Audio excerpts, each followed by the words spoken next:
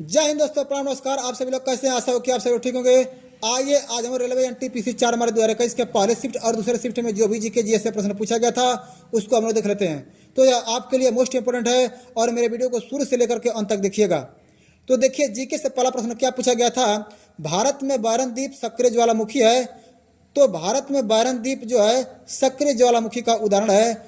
और यह बारन द्वीप कहाँ है? तो अंडमान निकोबार द्वीप में है, याद रखिएगा।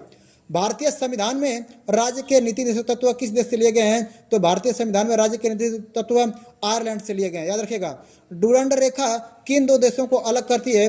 तो डूरंड रेखा भारत और अफगानिस्तान को अलग करती है। लेकिन परीक्षा में पूछा कि भारत और पाकिस्तान को कौन सी रेखा अलग करती है?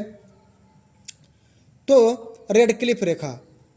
और एक प्रश्न और पूछता है कि भारत और नेपाल को अलग करने रेखा का नाम क्या है? तो मैकमोहन रेखा, याद रखिएगा। तीनों प्रश्न।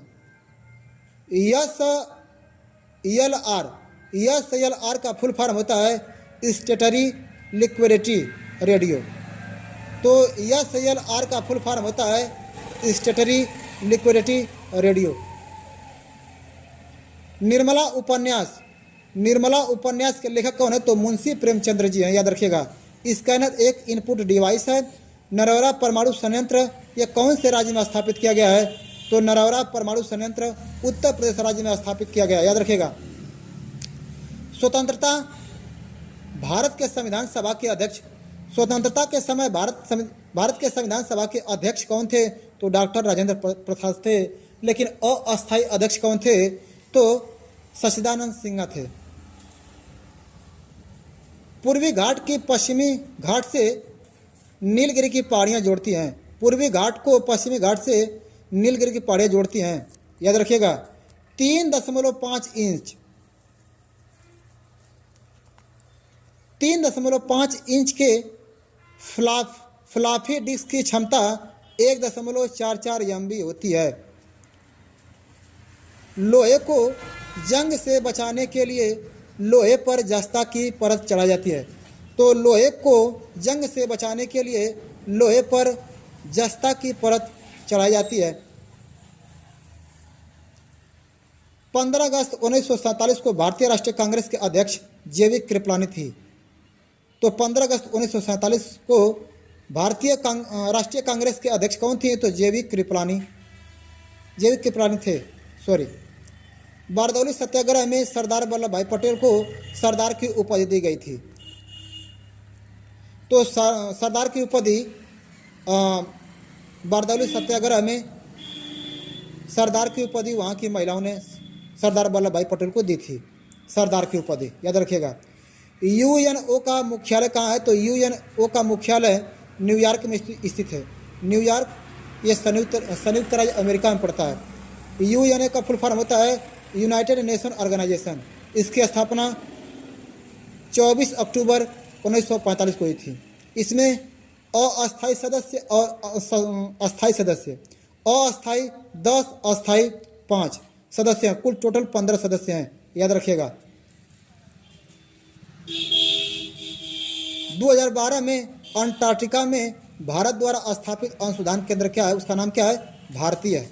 और यह कब स्थापित हुआ था? 2012 में। तो इस तरह से रेलवे एनटीपीसी 4 मार्च 2021 को दूसरे शिफ्ट में जो भी जीके जीएस से प्रश्न पूछा गया था उसको हम लोग देख लेते हैं कि प्रश्न क्या पूछा गया था। पहला प्रश्न पूछा गया था, अकबर का राजस्व मंत्री कौन था? तो अकबर का राजस्व मंत्री था टोडरमल। आईएमएफ का मुख्यालय वाशिंगटन डीसी में है। वाशिंगटन डीसी संयुक्त राज्य अमेरिका की राजधानी है। आईएमएफ का मुख्यालय इंटरनेशनल मॉनेटरी फंड, इसका फुल फॉर्म होता है इंटरनेशनल मॉनेटरी फंड का मुख्यालय कहाँ है? तो वाशिंगटन डीसी, जो संयुक्त राज्य अमेरिका की राजधानी है।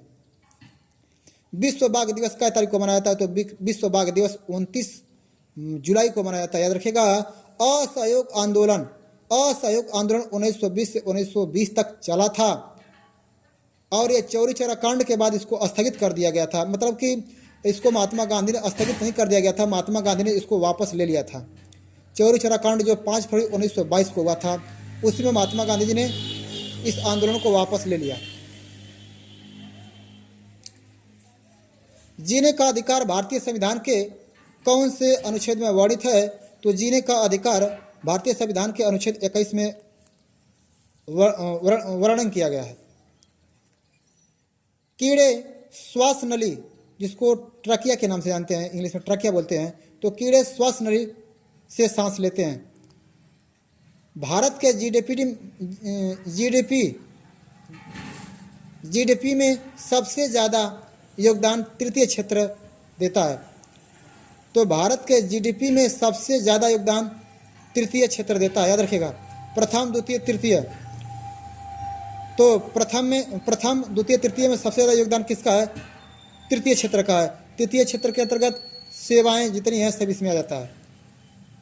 और खनन उद्योग आपके द्वितीय क्षेत्र में आता है। और प्राथमिक क्षेत्र में मत्स्य पालन, कृषि, पशुपालन, ये सब आ जाते हैं।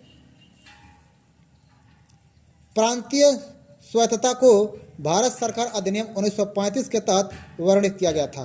तो प्रांतीय स्वायत्तता को भारतीय सरकार अधिनियम 1935 के तहत वर्णित किया गया था। 1920 के कांग्रेस के कोलकाता अधिवेशन में महात्मा गांधी अन्य नेताओं को खिलाफत के साथ साथ स्वराज के समर्थन में असहयोग आंदोलन के लिए राजी कर लिया था।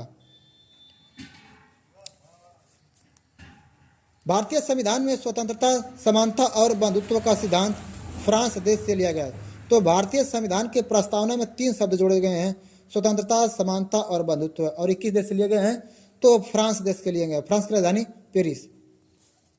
सेवा क्षेत्र को तृतीय क्षेत्र भी कहा जाता है, याद रखिएगा। सेवा क्षेत्र को तृतीय क्षेत्र भी कहा जाता है। जस्ट इसी प्रश्न ऊपर भी पूछा गया था कि भारत में सबसे ज़्यादा योगदान किस क्षेत्र का है? तो तृतीय क्षेत्र का, जिसको हम लोग सेवा क्षेत्र के नाम से जानते हैं। बंदा बहादुर की मृत्यु 1776 ईस्वी में हुई थी। बंदा बहादुर की मृत्यु 1776 ईस्वी में हुई थी। टिस्को की स्थापना 1907, टिस्को एक कंपनी है, इसकी स्थापना 1907 में हुई थी। हेमाटाइट का सर्वाधिक उत्पादन उड़ीसा राज्य में होता है, याद रखिएगा। शब्द मानसून को अरबी शब्द मौसमी से लिया गया है।